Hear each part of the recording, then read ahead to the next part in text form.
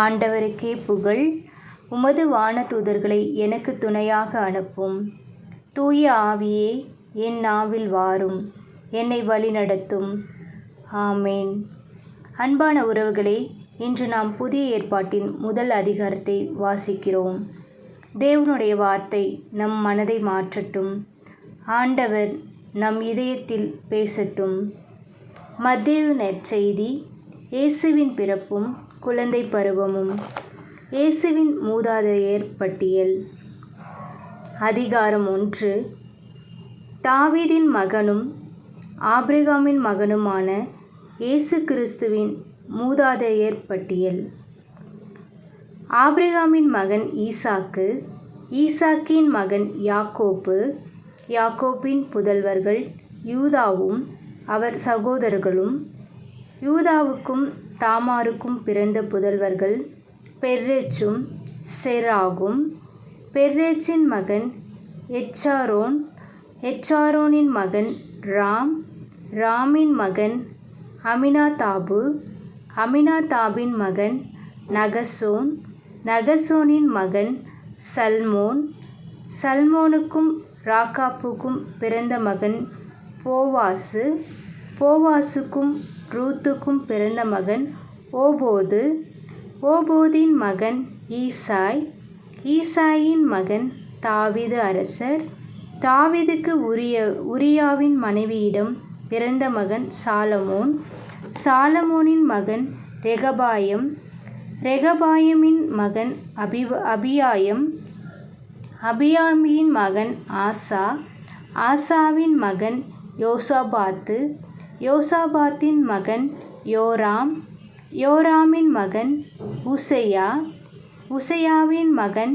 யோதாம், யோதாமின் மகன் ஆகாசு, ஆகாசின் மகன் எசக்கியா, எசக்கியாவின் மகன் மானசே, மானசேயின் மகன் ஆமோன், ஆமோனின் மகன் யோசையா, யோசையாவின் புதல்வர்கள் எகோனியாவும் அவர்கள் சகோதரர்களும்.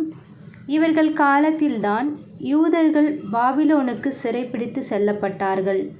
பாபிலோனுக்கு சிறைப்பிடித்து செல்லப்பட்ட பின்பு எகோனியாவுக்கு பிறந்த மகன் செயதியேல், செயல்தியேலின் மகன் செருபேல், செருபேலின் மகன் அபியூது, அபியூதின் மகன் எலியாக்கியம், எலியாக்கின் மகன் ஆசோர், ஆசோரின் மகன் சாதோக்கு, சாதோக்கின் மகன் அக்கீம், அக்கீமின் மகன் எலியூது, எலியூதின் மகன் ஏலையரசர், ஏலையரசன் மகன் மாத்தான், மாத்தானின் மகன் யாக்கோபு, யாக்கோபின் மகன் மரியாவின் கணவர் யோசேப்பு, மரியாவிடம் பிறந்தவரே கிறிஸ்து என்னும் இயேசு.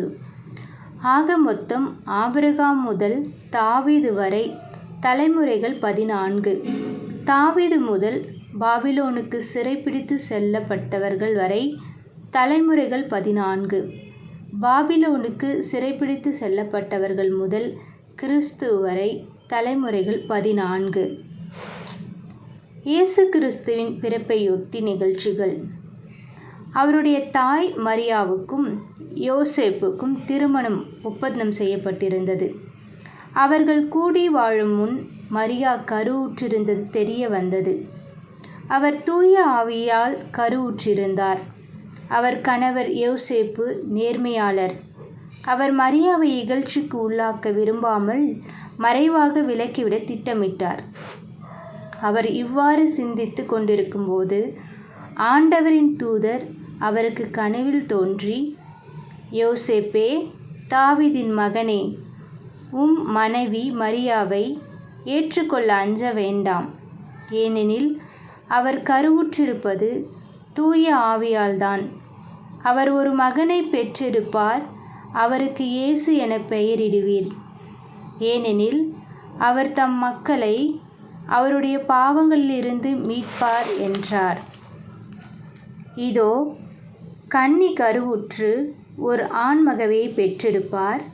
அக்குழந்தைக்கு இம்மானுவேல் என்று பெயரிடுவீர் என்று இறைவாக்கினர் வாயிலாக ஆண்டவர் உரைத்தது நிறைவேறவே இவை யாவும் நிகழ்ந்தன. இம்மானுவேல் என்றால் கடவுள் நம்முடன் இருக்கிறார் என்பது பொருள். யோசேப்பு தூக்கத்திலிருந்து விழித்தெழுந்து ஆண்டவரின் தூதர் தமக்கு பணித்தவாறே தம் மனைவி மரியாவை ஏற்றுக்கொண்டார். மரியா தம் மகனை பெற்றெடுக்கும் வரை யோசேப்பு அவரோடு கூடி வாழவில்லை. யோசேப்பு அம்மகனுக்கு இயேசு எனப் பெயரிட்டார். இன்றைய அதிகாரத்தில் என் மனதை தொட்ட இறைவார்த்தை: அவர் கணவர் யோசேப்பு நேர்மையானவர். மரியாவை இகழ்ச்சிக்கு உள்ளாக்க விரும்பாமல் விலக்கிவிட திட்டமிட்டார். அன்பானவர்களே, இன்று குடும்ப உறவுகளில், கணவன் மனைவி உறவில், குழந்தைகள் செய்யும் தவறுகளில், நண்பர்கள் அல்லது நம்மை சுற்றி இருப்பவர்களால் வரும் விரிசல்களில் நாம் என்ன செய்கிறோம்? அவற்றை இறைவனிடம் ஒப்படைக்கிறோமா அல்லது உலகத்தின் முன் கொண்டு சென்று பெரிதாக்குகிறோமா என்று சிந்தித்து பார்ப்போம். யோசேப்பிடம் ஆண்டவர் கனவில் வானதூதர் மூலம் பேசினார். அதேபோல் நம்மிடமும் பேச ஆண்டவர் காத்திருக்கிறார். நாம் செவி கொடுக்க தயாராக இருக்கிறோமா அல்லது நம் சத்தத்திலேயே அவரின் குரலை மறைக்கிறோமா? இன்று அமைதியாக இறைவனின் குரலை கேட்போம். இன்று கேட்ட இறைவார்த்தையில் உங்கள் மனதை தொட்ட வசனம் ஏது என்று கமெண்ட் பண்ணுங்கள். இந்த வாசிப்பு உங்களுக்கு ஆசீர்வாதமாக இருந்தால் சப்ஸ்கிரைப் செய்து நாளை மீண்டும் தேவனுடைய வார்த்தையில் சந்திப்போம். ஆண்டவர் உங்களையும் உங்கள் குடும்பத்தையும் நிறைவாக ஆசீர்வதிப்பாராக. ஆண்டவருக்கே புகழ். மரியே வாழ்க.